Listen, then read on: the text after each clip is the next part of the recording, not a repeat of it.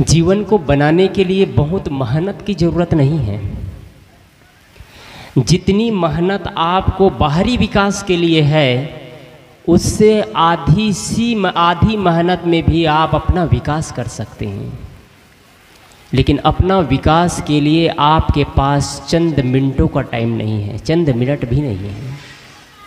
आप अपने जीवन के 24 घंटे, एक दिन के 24 घंटे में क्या आप अपने लिए आधा घंटा निकाल पाते हैं? क्या आप अपने जीवन के लिए मात्र आधा 1 घंटा निकाल पाते हैं? तो अपने आप से पूछेंगे ना तो नहीं उत्तर आएगा। आप कहते होंगे हम अपने लिए निकालते हैं, नहीं निकालते हैं। बिस्तर से उठते हैं, घर की सफाई, ऑफिस, ड्यूटी, खेत खलिहान, नौकरी, ये सब के लिए टाइम निकालते हैं। पैसा कमाने के लिए टाइम निकालते हैं, गाड़ी बनाने, गाड़ी खरीदने के लिए टाइम निकालते हैं, ड्यूटी जाने, ड्यूटी आने के लिए टाइम निकालते हैं। क्या आप अपने लिए टाइम निकालते हैं? नहीं निकालते हैं। जब हम अपने जीवन का ही महत्व ही पता नहीं तो अपने लिए क्यों टाइम निकाले? हमको पैसा का महत्व है, पैसा के लिए टाइम निकालते हैं। मकान का महत्व है, मकान के लिए टाइम निकालते हैं। गाड़ी का महत्व है, गाड़ी के लिए टाइम निकालते हैं, गाड़ी की सफाई करते हैं, गाड़ी चलाते हैं। सबसे ज़्यादा मोबाइल का महत्व है, इसलिए मोबाइल का ज़्यादा टाइम निकालते हैं। अपना महत्व होता, अपने जीवन का महत्व होता तो निकालते टाइम। बच्चों के लिए टाइम निकालते हैं, नहीं निकालते हैं। क्या ज़रूरत है बच्चों के लिए टाइम निकालने के लिए?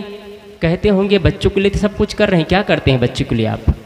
बच्चे पैदा कर देना, पढ़ा देना, लिखा देना, बड़ा बना देना, इतने मात्र से कोई माँ बन जाए? नहीं हो सकता है। कभी आप मत सोचिएगा जितने लोग बैठे हैं कि मैं अपने बच्चे को पढ़ाया लिखाया, इंजीनियरिंग कराया, नौकरी में लगा दिया, माँ बन गए, पिता बन गए। ना, हो ही नहीं सकता। ये तो जिसके बच्चे नहीं वो लोग भी कर देते हैं। जिसके बच्चे नहीं है वो लोग भी अनाथ आश्रम से लाते हैं बच्चे, और बच्चे का पालन पोषण 10-10, 20-20, 30-30 बच्चों का पालन पोषण कर देते हैं। क्या इतना मात्र से कोई माँ और पिता बन जाता है? नहीं। और हर माँ बाप की एक शिकायत है कि बच्चे हमारा कहा नहीं मानते। आपने कब सिखलाया है कि आपके बच्चे आपका कहा माने? आपने कब सिखलाया है? कभी नहीं सिखलाया। आपने पैसा कैसे कमाना है ये सिखलाया, गाड़ी कैसे चलाना है ये सिखलाया, मकान कैसे बनाना है ये सिखलाया, नौकरी कैसे करना है ये सिखलाया। पैसा बनाने की फैक्ट्री बनाया आपने बच्चों को। बदौलत आपके बच्चे पैसा बढ़ाते गए, धन बढ़ाते गए, बिल्डिंगें ठोकते गए, ज़मीन खरीदते गए, लेकिन जीवन के महत्व को नहीं समझ पाए। आपने प्यार नहीं सिखलाया, सम्मान नहीं सिखाया, अतिथियों को सेवा नहीं सिखाया, सत्कार नहीं सिखलाया, संतों के आश्रमों में ले जाकर के झुकना नहीं सिखाया, सेवा और श्रद्धा और साधना नहीं सिखलाया। कैसे बच्चे आपकी बात मान जाएंगे? इतने मात्र से कि आप उनको हजारों लाखों की संपत्ति दे दी, इतने मात्र से बच्चे आपकी बात मान जाए? नहीं हो सकता साहब, बिल्कुल नहीं हो सकता। माँ बनने के लिए मातृत्व भाव पैदा करना होता है, पिता बनने के लिए पितृत्व भाव पैदा करना होता है। मात्र बच्चे पैदा नहीं, बल्कि उनके आने जाने, रहने बसने, मित्र साथी संगति, कैसे उनका जीवन जीता है, किन लोगों के साथ में रहता है, कैसे बात करता है, इससे कहीं ज़्यादा महत्व है कि आपके बच्चे हो जाने के बाद, आपके घर में बहू बेटे आ जाने के बाद भी आप कैसे जीते हैं, आप कैसे जीते हैं। बच्चे के बच्चे हो जाते हैं कुछ लोगों के लिए, लेकिन लड़ना झगड़ना नहीं छोड़ते हैं। 70 साल 80 साल हो जाते हैं पति और पत्नी साथ रहते रहते, लेकिन दोनों को नहीं बनती है अभी तक। इधर उधर खटपट चलता रहता है। कैसी जिंदगी है? आज तक प्रेम को नहीं समझ पाए, आज तक इंसानियत जीने की तरीका नहीं जान पाए। आज तक सास बहू में तो मानो सांप और नेवला का टक्कर चलता रहता है। देवरान और जेठान तो लगता ही नहीं कभी देवरान और जेठान है। जिंदगी को हमने नरक बना डाला है। चंद रुपयों के लिए, चंद कागज के टुकड़ों के लिए अपनी जिंदगी का ईमान बेच डाला हमने। क्या जीवन संवर जाएगा? क्या इतने से बच्चे आपके बात मान जाएंगे? आप बच्चे को 4 लाख की जगह 6 लाख रुपए दे दिए, क्या इतने से बच्चे आपकी बात मान जाएंगे? आपने उस पैसा के लिए बच्चों के पैसा के लिए, बच्चों के लिए इकट्ठा करने के लिए भाई और भाई के साथ टक्कर हो गए, देरान और जेठान के साथ टक्कर हो गए। परिणाम क्या हुआ? आप लड़ते हैं, आपके बच्चे दिखते हैं।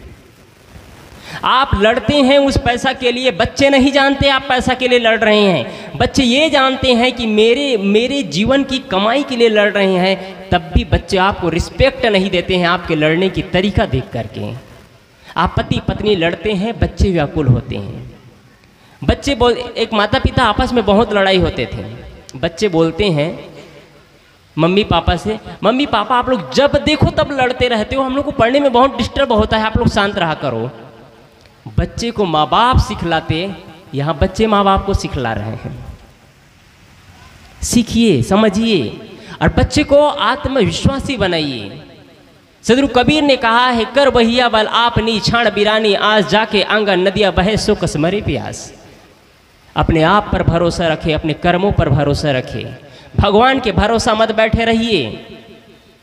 आपके जीवन को आपको संवारना है। आपके जीवन को संवारने के लिए न बुद्ध, कबीर, ईसा, मोहम्मद, रामकृष्ण भगवान नहीं आएंगे, न आपके जीवन को संवारने के लिए न मोदी जी आएंगे, न भूपेश बघेल आएंगे, न कबीर आएंगे, न ईसा, न मोहम्मद आएंगे, न राम आएंगे, न कृष्ण आएंगे। आपके जीवन का निर्माण आपको खुद करना होगा, आपको खुद करना होगा।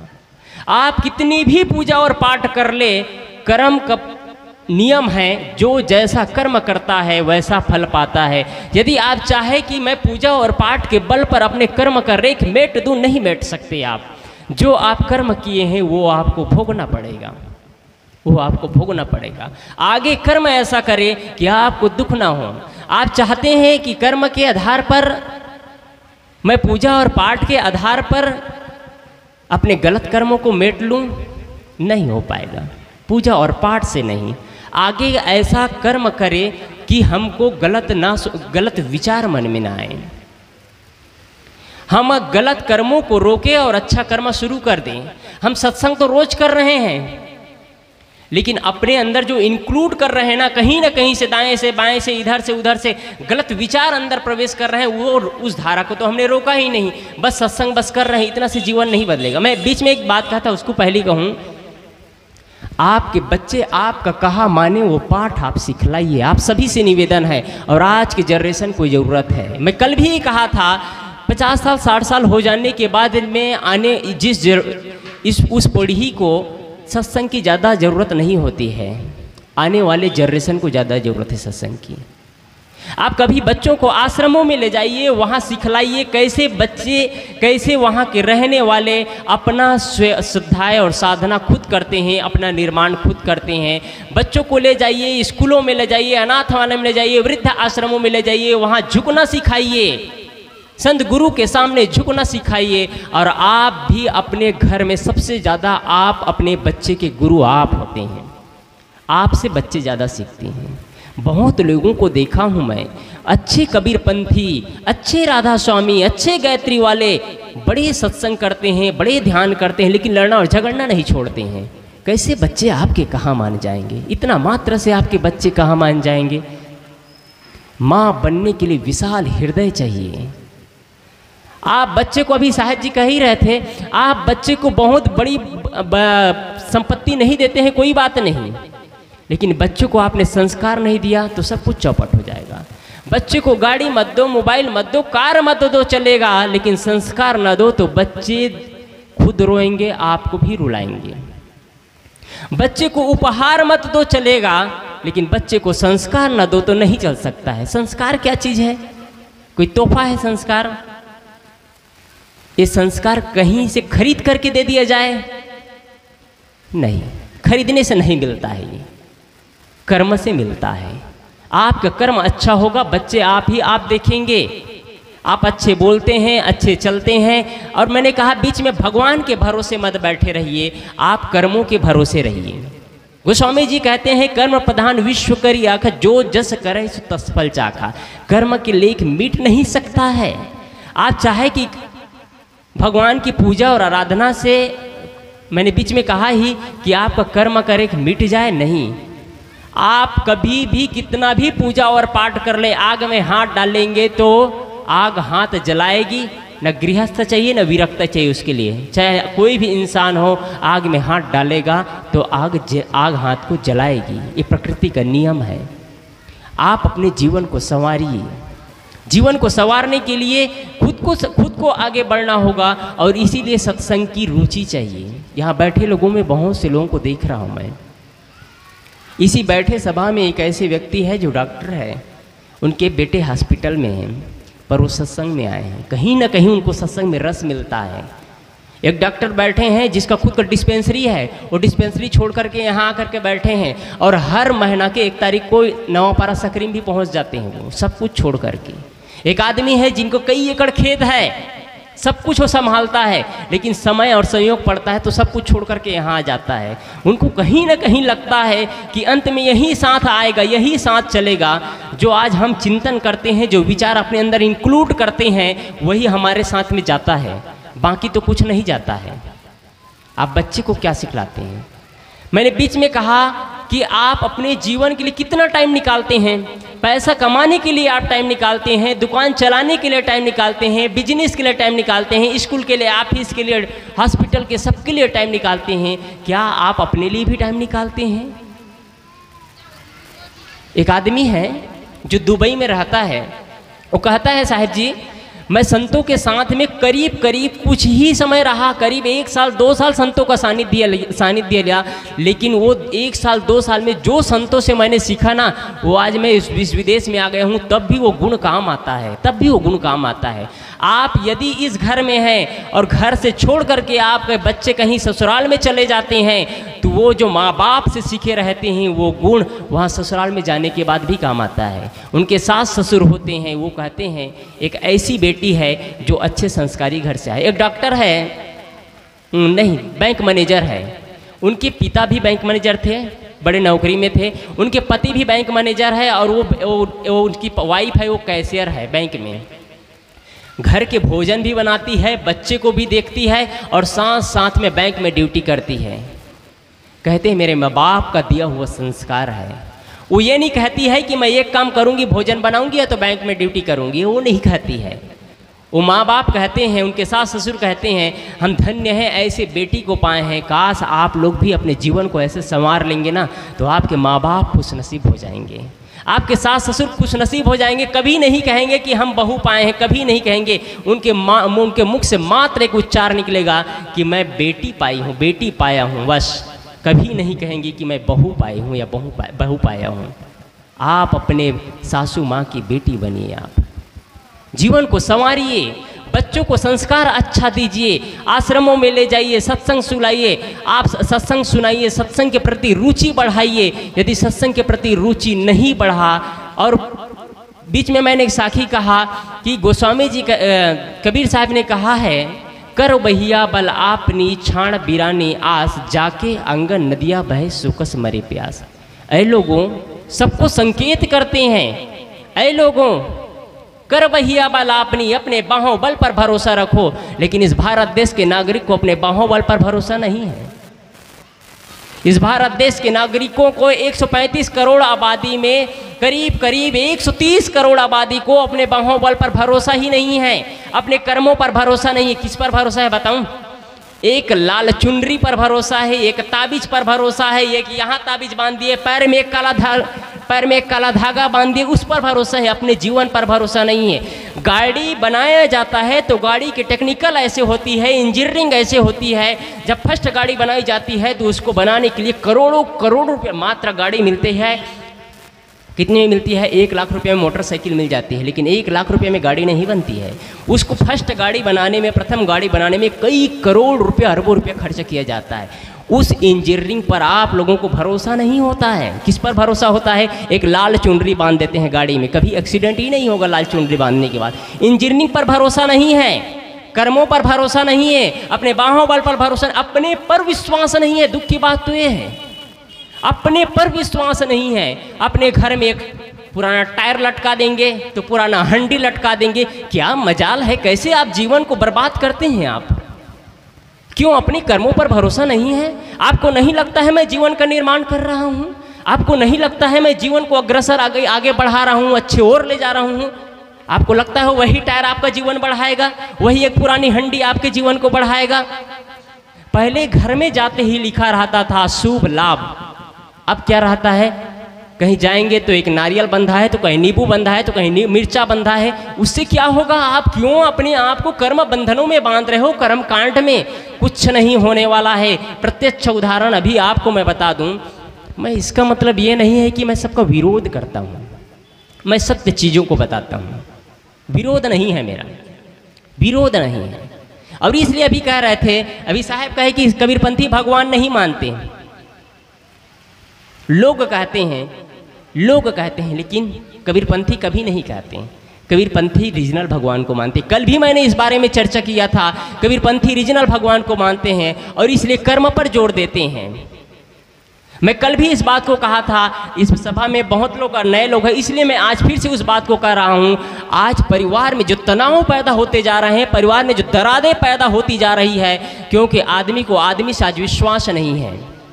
आदमी को विश्वास है पत्थर पर, मूर्ति पर, कागज पर, फूल पर, आकाश पर, मिट्टी पर, पानी पर, पत्थर पर विश्वास है। विश्वास आदमी पर नहीं है, भाई पर विश्वास नहीं है, देरान पर जेठान पर विश्वास नहीं है, माता पिता पर विश्वास नहीं है। किस पर विश्वास है? एक भभूत पर विश्वास हो जाता है, एक मिट्टी पर विश्वास हो जाता है, एक धूर्त बैगे लोग होते हैं। मैं सीधा सीधा कहता हूँ, जो लोगों को बर्बाद करने के लिए वो लगे हैं, उनका उद्देश्य मात्र है कुछ रुपये के लिए काम करते हैं, वो कुछ रुपयों के लिए काम करते हैं। कुछ होने वाला नहीं है, कुछ भी नहीं होने वाला है। क्यों आप इन चक्कर में पड़ करके मैं देखता हूँ कुछ गरीब लोगों को, अभी जब स्नान चालू होता है, कुछ लोग यात्रा करते हैं, तो लोग लेट करके यात्रा करते हैं। 6 किलोमीटर, 10 किलोमीटर, 15 किलोमीटर यहाँ से लेटेंगे, एक गिट्टी रखेंगे, वहाँ फिर लेटेंगे, एक गिट्टी रखेंगे। ऐसे लेटते उनको एक मंदिर में जाना होता है और करीब 10 साल 15 साल पूरा शरीर को बर्बाद कर देते हैं, पूरे शरीर को बर्बाद कर देते हैं। कुछ नहीं मिलने वाला है, कुछ नहीं मिलने वाला है। हासिल आया जीरो आता है। आपकी श्रद्धा है तो मानिए, असली भगवान को मानना है, असली भगवान की पूजा है। महापुरुष जो रास्ते पर बताए हैं उस रास्ते पर चलना। डिग्रियां काम नहीं आती है। बड़े बड़े पढ़े लिखे लोगों को मैंने देखा है, बड़े बड़े पढ़े लिखे लोग विज्ञान के प्रोफेसर, विज्ञान पर बोलते हैं, प्रोफेसर हैं, लेक्चरार हैं। जब पानी नहीं गिरता है तो वही आदमी जाकर के मंदिर में नारियल फोड़ता है, हे भगवान पानी बरसा दे। इनकी बुद्धि इतनी मारी गई है, पानी क्यों बरसता है, पानी क्यों नहीं बरसता है। यहाँ बैठे अधिकतम लोग जानते हैं ये वैज्ञानिक कार्य कारण व्यवस्था है। किसी के पूजा और पाठ से पानी नहीं गिरना ये नहीं हो सकता है। जो कुछ होता है प्रकृति का नियम आधारित है, प्रकृति के नियम के अवरुद्ध और कुछ भी नहीं हो सकता है। इसलिए आप अपने को कर्म कांड और पाखंड से बचा करके रखिए। भूत प्रेत जादू टोना लगन मूर्ति कुछ भी नहीं होता है। लगन मूर्ति की बात आती है तो आप लोग इस हिंदू परंपरा में श्री राम के उपासक अधिकतम लोग हैं, और मैं भी मानता हूँ श्री राम आदरणीय महापुरुष हैं। जब श्री राम की शादी होने की पूर्व उसका मुहूर्त निकाला जाता है, और मुहूर्त कौन निकालते हैं आप लोग जानते हैं ना? बड़े बड़े विद्वान, 3 मूर्धन्य विद्वान ने उनका मुहूर्त शोधा था। लेकिन शादी होने के बाद कभी सुकून की जिंदगी श्री राम नहीं जी पाए। क्या मतलब है फिर ऐसे मुहूर्त का? वन भटकते रहे। प्रिय के योग में पति और पत्नी आपस में अलग रहे, पिता के साथ नहीं रह पाए, परिवार के साथ नहीं रह पाए, उनके ही बच्चे उनके लिए लड़ाई के लिए तैयार हो गए। श्री राम के क्या मिला मुहूर्त निकालने से?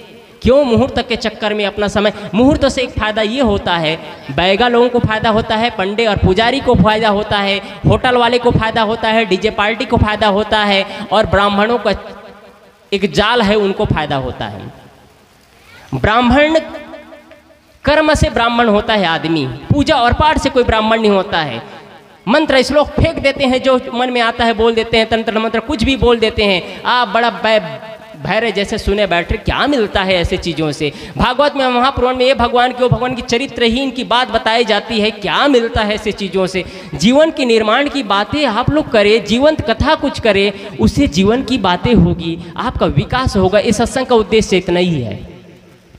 सद्भावना सत्संग समिति का एक उद्देश्य है, लोगों के अंदर एक नया प्राण ऊर्जा डाला जाए, एक नई जागृति, कर्म कांड और पाखंड से आदमी ऊपर उठे, आपस में भाईचारा बढ़े, आपस में परिवार में एक सुकून की जिंदगी जिया जाए। और मैं समझूंगा ऐसा कुछ होता है तो बहुत बड़ा सफल योजना रहा, ये बहुत बड़ा सफल योजना रहा है। सदगुरु कबीर ने कहा है, बोया पेड़ बबूल का आम कहाँ से खाए। यदि आप अपने जीवन में गलत कर्म बोते हैं, गलत कर्म करते हैं, तो आपको वही फल मिलेगा, वही फल मिलेगा। आप चाहेंगे कि मैं गलत कर्म करूं और मुझे अच्छा फल मिले, ये हो ही नहीं सकता। यदि आप आम चाहते हैं तो आम का ही फल लगाना, बीज लगाना पड़ेगा। यदि आप बबूल का बीज लगा करके आम का फल काटना चाहे तो नहीं काट सकते। वैसे ही जीवन का नियम है, ये जीवन का नियम है। आप जो मैं कल भी कहा था, आप जो दूसरों के लिए बोते हैं अपने लिए काटते हैं। एक सूत्र है ये, एक सूत्र से जीवन बदल सकता है। जो आप दूसरों के लिए बोते हैं वो आप अपने जीवन में काटते हैं। दूसरों के लिए आप क्या बोते हैं? मैं अपनी बात में आऊं फिर कि हम अपने लिए कितना टाइम देते हैं।